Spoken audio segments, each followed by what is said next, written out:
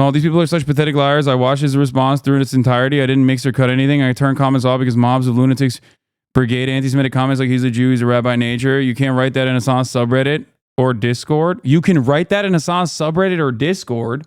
The craziest part about it is that like anyone could technically go into my Discord or my subreddit and write something like that, and you can snap it before it gets moderated. Like, that's insane. The fuck? The point is it allowed or not? Of course it's not allowed. This person, who the fuck is this person that said this?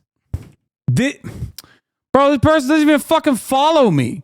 I'm responsible for fucking random Nazis online now? Like, when did this happen? And there are fucking Nazis who follow me too. They're hate watchers. They're hate followers. It's fucking deranged. Here's the full context of that screenshot. Acid check the full history. OP tells him to fuck off. Get the fuck out of here with that shit. Be nice to your fellow Hasan fan. Like, yeah, these people are deeply unserious, dude. That's so fucking stupid. He's like, what are we doing? What the fuck is going on? Like, what's the end game in all this is a great question. Like, I don't understand it. Does Ethan think that like this is going to magically make people not think that he is like doing all of this by centering himself in an ongoing act of genocide, that people are going to be like, you know what? You're right. Like you're right. You were right all along. I actually no longer think what Israel is doing is unconscionable. Like, I don't understand.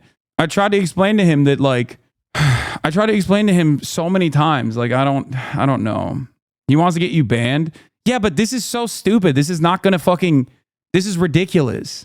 It's especially ridiculous because he knows personally how much these fucking communities have come after me as much as they've come after him. Like, at what planet is someone whose name is Hasan, who is anti-American imperialism, anti-Nazi, anti-Semitism, well-liked by fucking neo-Nazis? Like, what are we talking about? It's intentional at this point, brother man. Might need to reassess how you move forward with this if he's willing to set aside all common ground y'all built. I don't know. I hope that eventually he will just like quiet down on this stuff. You need to extend charitability to, you're extending too much charitability to Ethan. He's deliberately taking this out of context. No, I think that the charitability I extend to Ethan in this situation is that as someone, Ethan, a prominent Jewish person in America, he has received a fuck ton of anti-Semitic attacks throughout his entire career.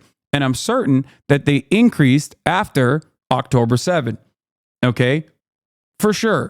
I think that has caused him to lump up a lot of the other people that listen to his output and assume that he is, pro-Israel or not sufficiently anti-Israel, that are making up their own minds when he's crashing out like this into believing that these people are all doing this from an anti-Semitic framework and lumping real anti-Semitism with people who are in his own fan base thinking, Ethan, your hyper-focus on this aspect of this conflict after 12 months makes me reconsider your position.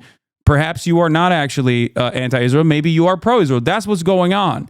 And I tried to communicate this to him early on. I was like, if you say certain things like, oh, if you're gay in Gaza, good luck, you're going to get killed. Like, yeah, people are going to assume that you're pro-Israel. Like, it's not going to change. The only thing that's going to happen is some of your mega fans are going to despise me, and that's fine, right? And you will cultivate yet another very toxic community that I don't think he appreciated when he had one. People fail to realize that you will not weaponize his own fallout against him. He's doing all the work by himself. I'm not interested in that because I feel like it's wholesale unproductive and stupid. But like, yeah, the point is when people that are uninitiated, okay, random people online see random points that might even be clipped out of context. Okay. When people turn around and say, Hasan, you're anti-Semitic, what do? Okay. I respond to it. I tell them that it is not correct. I show them that it is not correct. Okay. And then I move on. There have been people who think that I'm not sufficiently pro-Palestine, but that does not change my output because I am an anti-Zionist and I am not anti-Semitic. If people are like, oh, dude, it seems like you're like defending Israel this way, by centering the conversation around yourself, by like attacking people who are pro-Palestine and like falsely smearing them as like anti-Semitic terror supporters or whatever. Yeah, of course more and more people are going to start assuming that maybe you are pro-Israel. That is like, of course that's going to happen. I think that ultimately this level, like this warpath is not going to be successful because it's not true. And I think people can see that it's not true. Some people in his fan base that are like super fans might literally believe him and go, yeah, it's really fucked up. Hasan is a really bad guy, even though I've defended him time and time again. But ultimately, more and more people will be like, okay, dude, the fuck? Yeah, I mean, this is one of the many different instances where I've described this. There is real anti-Semitism. There is actually a sense of marginalization that is valid.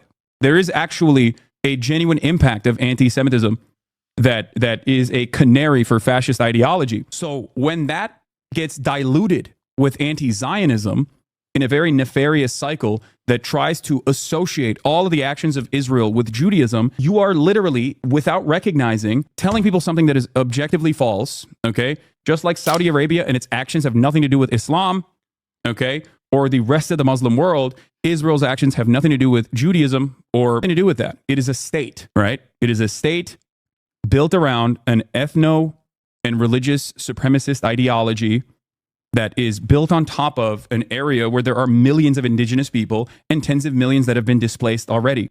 But with anti-Semitism, anyway, I respect you for being charitable after all this shit. Respect, brother. There's a couple reasons for that. Some of the reasons is because like I think that every single person is never too far gone and that you can change their minds. I've known this person for a very long time. I still do think that's why I keep saying still keep saying like just talk to Sam Cedar. He is a person that you respect, not because like, and privately, not because I think that you know like it's going to be an epic own. If I was in the business of epic ownage, like I would just debate Ethan personally. You know what I mean? That's never been my concern. That's never been my consideration. Like, it's not like I'm somehow scared of the secret truths that he has unearthed. Like, what do you mean? It's just like the same fucking smears I have heard a million times over. This is not about debating. If I didn't think that this was salvageable, if I didn't think that Ethan could have a change of heart on this issue, I wouldn't even suggest talking to Sam Cedar offline, you know? I don't think I can convince him. No, I've tried. And it very clearly, demonstrably did not work. So I think someone else with lived experience could be better equipped, and someone that he does respect, because I don't think he respects me, could do a better job. I think a lot of YouTube channels or Twitch channels or other, they're getting notes from algorithmic like experts about how debate and conflict is actually like the biggest driver of views right now. You know, I used to work and look at some of those analyses, and you have to change your coverage based on that kind of stuff to get more views. And I think a lot of channels are following suit. We all have to make money. I get it. But I think what I like about what our show does is that we are a consistent product. And I think it also creates less volatility, because when you're constantly chasing, like, this is what this consultant or this person on this platform is telling you is doing the best for numbers right now, then that's going to change the next year. And then you have to change your value proposition or what you're providing for people in the next year. I would rather just do the same show the same way. I mean, adjust accordingly to an extent, but I do think like people should be aware that right now, my hunch from seeing on the outside is that there's a lot of data telling these No, extending shareability is pure malpractice on your part at this point, you know, especially since he's out there smearing people close to the community, i.e. Frogan. Dog, the fuck are you talking about? He's been calling me a fucking rape apologist and trying to get me banned for the past couple of weeks now. The fuck are you saying? It's not just about Frogan either. It's me as well. Like, what do you mean malpractice? Let me do my fucking thing, okay? YouTube channels that debate and disagreement is driving a lot of views and money for people. Well, that's because they can't do what we do. They can't do like a Torts conference show or have Mark Joseph Stern. None of them want to do this like deep. I mean, I'm just looking through our recent shows, and it's just like all things that none of these people want to fucking do. Yeah. Like it's like our first half. None of these people have the depth for it. And so Ethan does not believe his opinions are wrong or colored by his bias at all. He's not trying to learn or grow. I know, but that's why I'm saying that a person like Sam Cedar could potentially convince him otherwise. Okay? And in terms of like rape apologia, I've addressed this a million times over as well. I have never once said that there was convincingly no rapes that occurred on October 7. As a matter of fact, I've said quite the opposite. I've said the exact opposite of that. My criticism over this is the weaponization, which is an ancient, old, colonial, old school tactic. The barbarian savages that broke through the gates specifically to rape, and mass rape occurred, directed by Hamas, was not something that was proved to be true. Okay? The most famous reporting on this matter came from the New York Times, which New York Times journalists themselves have said did not meet the standard of their regular reporting. New York Times even fucking went so far as to suspend the main reporter on that. You just denied the rape? What? No, I didn't. And not only, no, I'm not. I'm not denying it at all. I'm saying that there was a very high likelihood that it occurred. As far as conclusive evidence has yielded so far in the UN report, the only parts that were original reporting from the UN report that everybody is pointing to, which is another thing that I covered, there was one clear firsthand account accusation from a victim. This was not conducted on October 7, but instead, this was when this person was a hostage. Now, my analysis on the matter does not change. Even if there was multiple rapes that took place on October 7, I still don't believe that Israel is allowed to just, as a belligerent occupier, destroy Gaza. This does not change anything for me in this dynamic. And I have directly called out many of the atrocities that took place on October 7, okay? While also framing it within an understanding of how the colonial entity always sets the standard for violence. Like, I have described the steps that took place over the course of 76 years of apartheid and how the Palestinian resistance got there. And time again, I have repeated that analysis is not justification. I think they legitimately don't know what atrocity propaganda is at all. They said you think no rapes happen because you criticize atrocity propaganda like the 50 decapitated babies thing? Yeah. There are a lot of clip chimps of you saying no rapes happen when the full context is you explaining no systematic rape happened. Yeah. I suspect that that's what's going on. So no matter how careful I am in the way that I communicate my position, it still doesn't matter because someone can just like clip it and shorten my statement in bad faith, and others will be primed into believing this. So at a certain point, yeah, this becomes completely unproductive. This becomes completely unproductive to address. This isn't about being careful. This is about getting you banned and deplatformed. It's that simple. The truth has never mattered. I know, which is why I laughed at the other statement from last night. Primed on LSF, brigaded into oblivion. Ethan was sitting next to you when you said a lot of the stuff. It wasn't clip chimp for him. What do you mean? Oh, when we last had a conversation, he heard the context. Is this you saying he's being bad faith, or are you saying that he's correct? I'm confused. What are the odds that you actually get banned? I don't know. Probably not that high, but yeah, on H3 about the rape. What? Yeah. And people are like, oh, at what point is your friendship irredeemable? This is not about my friendship at all, dude. I don't want another very large progressive content creator to fall down a right-wing rabbit hole on this issue. Okay? That's it. He's saying Ethan's being bad faith. You talked about the rapes versus systemic rape with him in person. Yeah, he literally talked to you about this exact topic and decided now months later that he's mad because he saw clips. Yeah. The point is, I don't think he's going to turn around like a big chunk of his audience from seeing this issue in a different way. That's it. The biggest problem about Ethan Klein is that he's lying about Hassan and a lot of other anti-Zionist people when there is currently a genocide happening on regions occupied by the apartheid state of Israel. Ethan conflated liking Sabra hummus to being Jewish and called Twitch and a panel of creators anti-Semitic, which led to the banning of 4 pro-Palestine content creators from Twitch. Ethan also conflates being anti-Zionist and being anti-Semitic by saying that 90% of Jews in the United States are Zionists.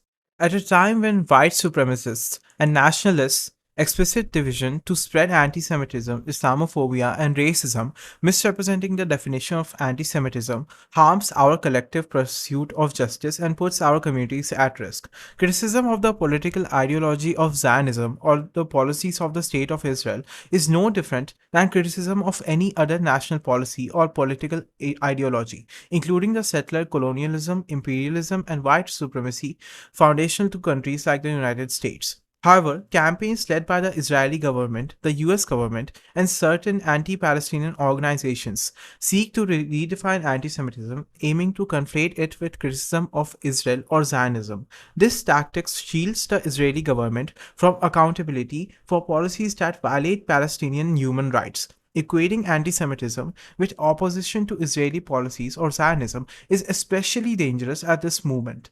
Advocates for Palestinian rights are losing their jobs, facing harassment online, experiencing physical attacks, and even congressional censure for their efforts to protect lives. It is just like policing other people's chats and just debased behavior like that. But what you're talking about exactly speaks to the longevity of what we do and other people like us do. Like, you can see that we're like I'm talking about the majority report as a whole and other streamers who have been doing this for as long as we have in the news and politics world. There's longevity here because we know what we're Kyle talking about. Kalinski's another example. Isn't he the one who denied the IDF rapes? No, that's not fair. He literally apologized for that. Like, his first response was to question it, but you know, he did it. He recognized it. So I don't think that that's correct. When we had that conversation, I don't know what his current position is, but back when we had that conversation, he literally did do that. And Ethan's lack of charitability to me in the way that I afford to him right now does not change my behavior. I'm not going to stop myself from doing what I do and doing it in exactly the way that I do it. I'm going to conduct myself in the way that I do. I'm going to be honest. I'm going to continue being honest. It doesn't matter. Let's get back to undecided voters, and you can get back to deciding how to avoid the top of the hour ad break by subscribing for $6 or for free with a Twitch Prime. Here it is. Policy is really my biggest concern, but overall, I think she is a better candidate. Okay. And you're a registered Republican. I'm an independent. You're an independent now. Yes. Who'd you vote for in 2020?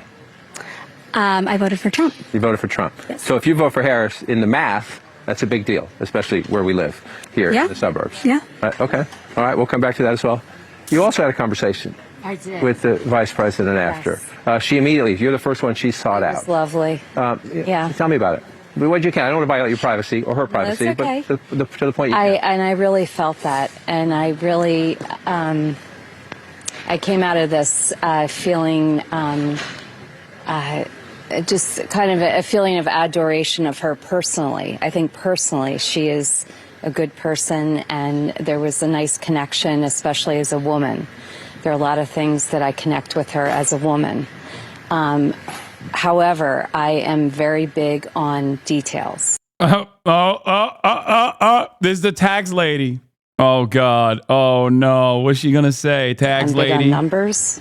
I am a widow with 100% responsibility for my family, for my kids, for their tuitions, for my bills. And so I do my own taxes. I'm very much on top of every dollar. And so that is where, and I'm not really getting it from either candidate, to be honest. That's where I just want to see what lines up, and I don't know if it's with this kind of environment that you can't commit to something, but I really do have to vote for my family. And another thing that is very much a turnoff, and this is with She's just like laying it on. Here are the reasons why I will never vote for Kamala Harris. both candidates. Stop trashing each other. We don't care. Stop trashing Trump. Trump, stop trashing the vice president. We don't care. The voters. Yo, she's so, oh God. Oh no, she's so stupid. Oh God, I love American politics so much. I am the civility voter, which is why I am voting for Donald Trump. don't care. We don't even know the people they're talking about, that this person said this and that. How does that impact the voters? That's who you're talking to. That's who you're serving. This feels like high school gossip. We don't care. We don't want to hear it. You're all nodding about that. How has Kamala Harris attacked Donald Trump other than he's a fucking Adolf Hitler clone because of his policies and because of the people close to him saying he's an Adolf Hitler clone? That's not an attack on Donald Trump. At a certain point, like Donald Trump literally is like, Kamala Harris is not black. She's a whore. Don't care. She sucks. I hate her. And then she's like, excuse me. In retaliation, if Kamala Harris is like, yeah, Donald Trump's policies and also people close in his orbit have called him Adolf Hitler. These two things are not the same. Okay.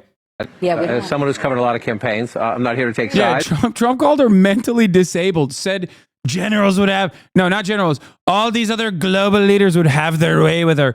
It's like, Trump's but about. you know what Trump's about. Okay, that's the point I was trying to get at. Talking about in the sense that if you are her, yeah, I would say. But if you look at the numbers, Donald Trump is running stronger now. No. The generals one was Jesse Waters.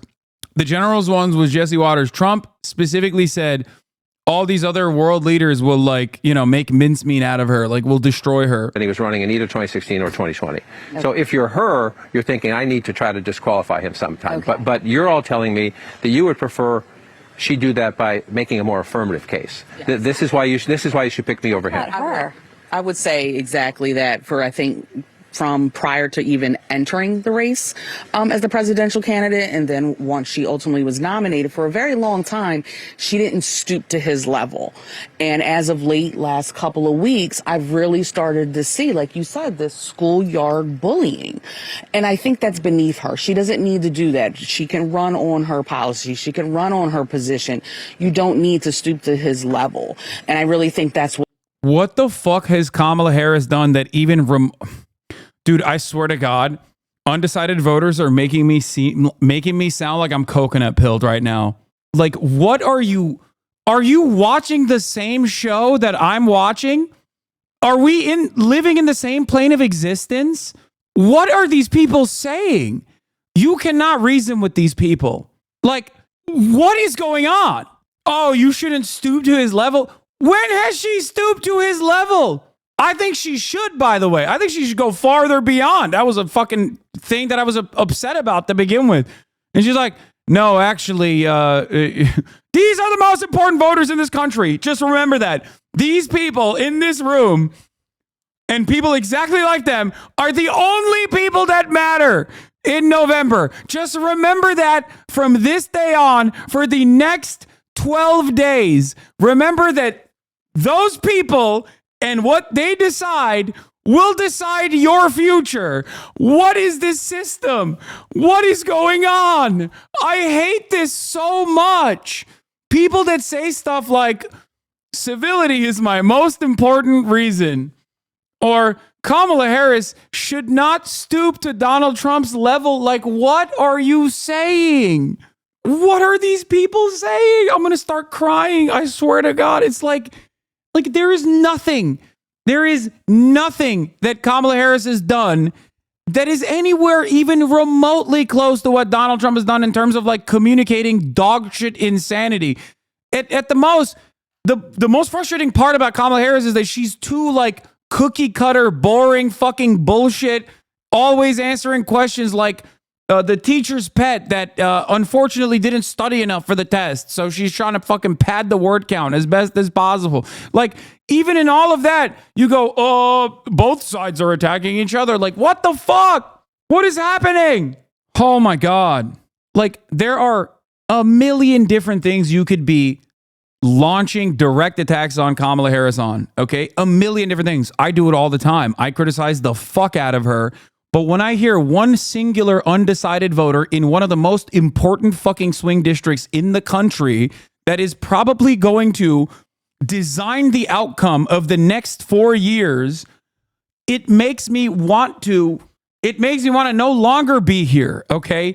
It makes me want to get on a fucking Elon Musk spaceship to Mars on a single fucking, just one-way ticket to Mars, dude. What the fuck? What the fuck is happening? Like, if your problem with the American political process is a clear lack of civility, then you're not undecided. Okay? You're voting for Kamala Harris. You're not undecided. You cannot be of this mindset. This is ironically the same thing that people were clip chimping me on LSF to be like, Hasan is anti-Semitic. Like, if your singular issue is Kamala Harris pro-Israel or not, you're not undecided. What do you mean? Like, how can you claim to be undecided and be like, are you sufficiently pro-Israel? Like, what the fuck do you mean? What are you talking about? Like, what more could she have done? The campaign literally kicked out a prominent Arab person that was invited to a fucking speech. They sent Richie Torres to Michigan. That happened like 2 days ago. They sent Richie Torres to Michigan to speak to the Jewish Democratic Party voters in Michigan to be like, guys, don't worry. We fucking hate the Arabs, okay? We will never be pro-Israel. Like, what more can they do? What more can they fucking do? What it is. And, you know, I respect her more for that if she would just stay out of that arena. We're in this very unprecedented place. She just became the candidate in July. Yeah. Normally you run in a primary, or you're the president, as Joe Biden was, you're the incumbent, you're not really challenged, you go. To that degree, she clearly feels the need to introduce herself more. So you understand who she is, not just what her positions are, but who she is and what makes her tick. Let me start here. Did you hear anything tonight? Will you leave saying, I understand her better, I know her better, not taxes and spending? Dude, if I did this as a job, if I had to talk to median voters as a job, I think I would die. I've decided it is the one thing that's worse than dealing with fucking random gray names in the chat for 10 hours a day. Like, actually, this is it. This is like talking to 5 undecided voters in one of the most important districts would cause me to Brian kill me, okay? I would Brian kill me. I would. There is no way. I would not be able to. I am just watching from afar for pure entertainment. I have become a different person. Okay? This has changed my outlook. It's making me question my own internal moral compass that says democracy is good. It's making me now think maybe democracy is not so good. Okay? That's crazy. Obviously, I still think democracy is good, for the record, before people clip Jim and be like, Hasan is a fascist. But god damn. Not abortion rights, not immigration, but who she is. If the moment of crisis comes, I trust her or don't trust her because of what? One of the things that stood out to me was when, I believe it was you that asked the weakness question. You know, what is your biggest weakness? And she brought up that she has people around her that she can trust, that she can get the answer from. In my line of work in IT, I don't expect everybody to know the answer. I expect them to know how to get the answer. And your job is to turn a computer on and then turn it off and then turn it on again. You cannot do this for the election. Okay? Stop it. specifically, that resonated with me because I don't need a president that knows everything or thinks they know everything, because that's not what America needs. They need to put the right people in the right place to lead the country efficiently. One person can't lead this country. They need a team, and that's what resonated with me. Yeah, I would agree. I mean, that was the biggest that's the reason why I asked that question. I also want. Okay, then why are you undecided? Why are you undecided? What expert has Donald Trump put in a federal agency in his career? What expert has he ever placed? Like, fuck the Democrats. They're fucking monstrous pieces of shit when they don't need to be, and they shouldn't. But like, if that is what it boils down to, when has there ever been a moment where Donald Trump was like, I'm going to put an expert in a position of power? He literally filled all of the regulatory agencies and all of his cabinet positions with whoever the fuck was working to undermine it before he became president. Like, that's what he did. He looked at it and he was like, who is the biggest fucking freak I can put in a position of power? Oh, that's right. A billionaire who's designated his entire fucking life to destroying the education department. Betsy DeVos, a family with a long history of trying to undermine public education. Let's put her as the Secretary of Education. Like, what are you saying? Like, no background whatsoever in like actual education, only a background, a track record in destroying education, like deliberately, fundamentally undermining education in this fucking country, in the state of Michigan. Now she became the Secretary of Education on the Department of Education. How? Like, if that's your analysis, if this is what you care about, you're fucking stupid. Like, you're not undecided. You should be decided. Recently, Israel has started committing a lot of the same brutalities in Lebanon that it was committing in Gaza. Since Israel escalated its airstrikes against Lebanon in September, rockets have struck throughout Lebanon. Israel's leaders view the campaign as a success in their efforts against Hezbollah's leadership. Yet, this campaign has claimed many innocent lives, with entire families reported killed in strikes across the country. Lebanese government reports indicate that over 1,900 people have been killed since the airstrikes intensified. Despite issuing no evacuation notice on Monday night, the Israeli army later stated that it was targeting a Hezbollah terrorist site without providing further details. Initial reports from the scene suggested that the compound of Rafik Hariri Hospital, Beirut's largest public hospital, was hit, though the Israeli army denied this. While the hospital sustained only superficial damage across the street in a poorer neighborhood, devastation is widespread. If you found this video informative, then make sure to hit the like button and subscribe to this channel for more videos like this, and thanks for watching.